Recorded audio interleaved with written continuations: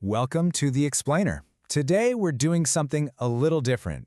Instead of just diving into one tough topic, we're actually going to build a toolkit, a framework really, for how to tackle any tough topic with clarity and context. So let me ask you, how do you get ready for a really, truly difficult conversation? You know, one of those high-stakes talks about history or ethics or politics. Well, the whole idea behind the framework we're looking at today is that the real work, the most important work, starts way before you even open your mouth. What we're doing here is building a kind of mental and ethical toolkit. It's a system, a step-by-step approach designed to help you engage with tough subjects in a way that's both intentional and intelligent. And listen, this isn't about scoring points or winning a debate. It's about making the entire conversation better, more productive for everyone.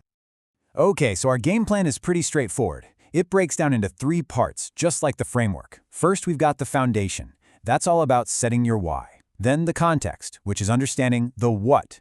And finally, the skills, which is all about mastering the how. Why, what, and how. Simple, right? Let's get into it. Okay, let's dive into the first part of our toolkit. This is all about introspection, really. The big idea here is that you can't get a clear handle on the world until you get a clear handle on yourself. So we're starting by building that solid, ethical foundation. So this whole section kicks off with something called a foundational ethics audit. I know, that sounds super formal, maybe a little intimidating, but it's not. It's really just a structured way to get to know your own beliefs. Like, you'd think through some tough ethical questions to figure out your gut reaction, your instinctive stance.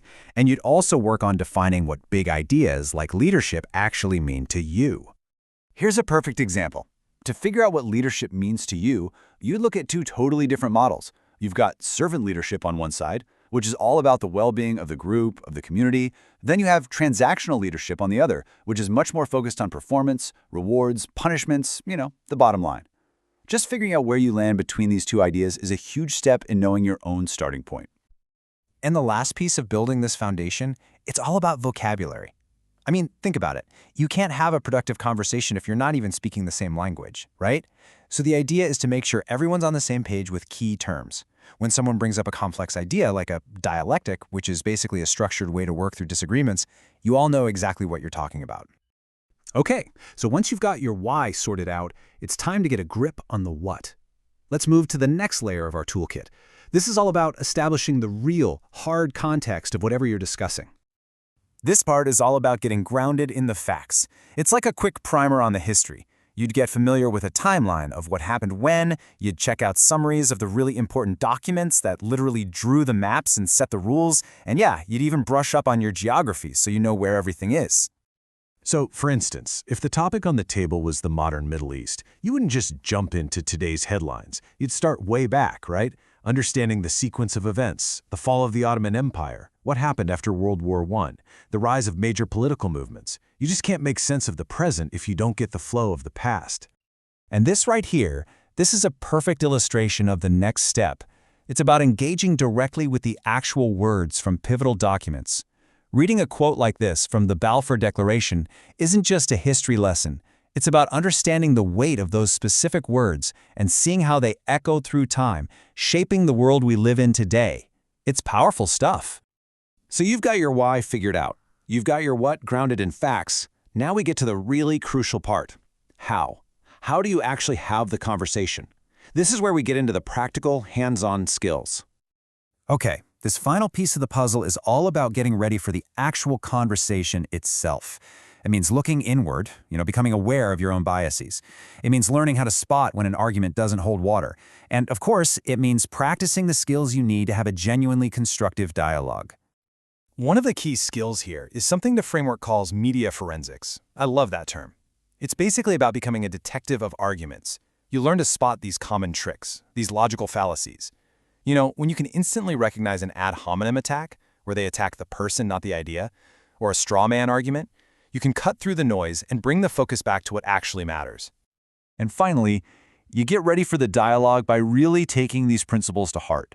And let me tell you, that first one, listen for understanding, not to reply, that is an absolute game changer.